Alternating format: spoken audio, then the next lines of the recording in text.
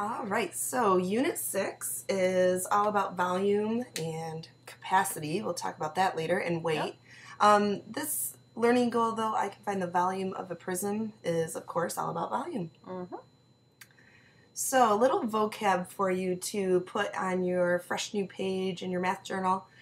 You're going to want to write down what exactly a cube is. And you have a nice picture over there, but basically it's a solid shape that has 6 square faces, all equal in size. So you'll see like we're pointing at that red one right there, but then there's also that blue one, the green one, and then there's 3 that aren't visible in this picture. So there's 6 total.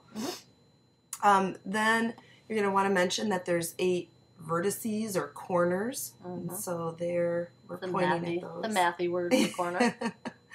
And then 12 equal edges, and you'll notice that those lines right there that we're pointing at are the edges. So just jot that down a moment, and you should be good on what a cube is. Now we want just to start thinking about how to find volume, and one way to think about that is you're already familiar with area, and how if you look here, we're looking down below, and there's it's 3 centimeters long. Want the mountain? I feel like I'm talking without anything. It's 3 centimeters long and then 2 centimeters wide. And we know that in order to figure out area, we would just do 2 times 3 equals 6. Or length times width equals 6 here, in this case. The big idea with volume then is just tying in also the height. Yep. And so you want to think about, okay, I have this one layer here, and I have 6 cubes total. Then when I tie in this idea about figuring out the height, now I just am doubling those layers. And now instead of 1 layer, I have 2 layers. So instead of 6 cubes, I now have 12 cubes. So 6 and 6, just stacked on top of each other. So with this visual and just what we were talking about, we want to give you a moment to think about, okay, well, what if I just stacked on another layer here? How many cubes would I have then? And then what if I stacked on 1 more layer? And I think, 1 more layer. So just take a moment and think about, okay, how many cubes would I have total for each of those layers? So once you have those, if you need to pause, please do so, because we're just about to share those answers. But this is what you should have gotten for 3 layers, 18 total then. 4 layers, you should have 24 total. 5 layers, you should have 30 total. What do you notice, Mrs. Bush? What's happening? Seems to me that each time we're going up by 6, which makes sense because each layer is 6 cubes. Exactly. Hopefully you're all seeing that too. We're going to take a peek at, this is one more vocab word to look at, and that is volume. Yep. Is that you? Me. That's all right. Oh, go for it. So volume is, and we've already sort of talked about it a little bit with that last example, but volume is just the amount of space that's occupied by a 3-dimensional object. So in the first vocab we talked about was a cube. The last 3-dimensional object we talked about was a rectangular prism. Those are the ones that you'll really focus on, but you could find the volume of any 3D object. You can find a cylinder, sphere, whatever. So please, in your journal, write down the definition of volume. So you should have the definition of a cube, definition of volume, and we'll move on to some examples of how to find volume, because there's actually an equation that will help you. So in this example, should look a little bit like what we just did, only taller, different dimensions. So we've got a length, a width, and a height.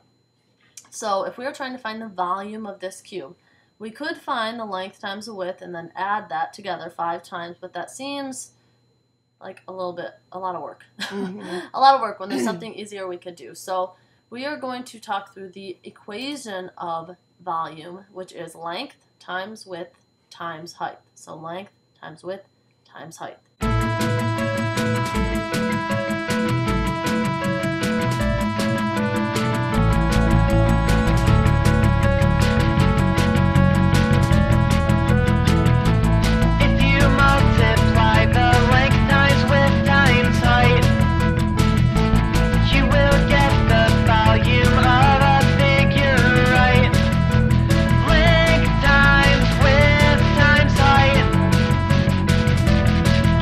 Volume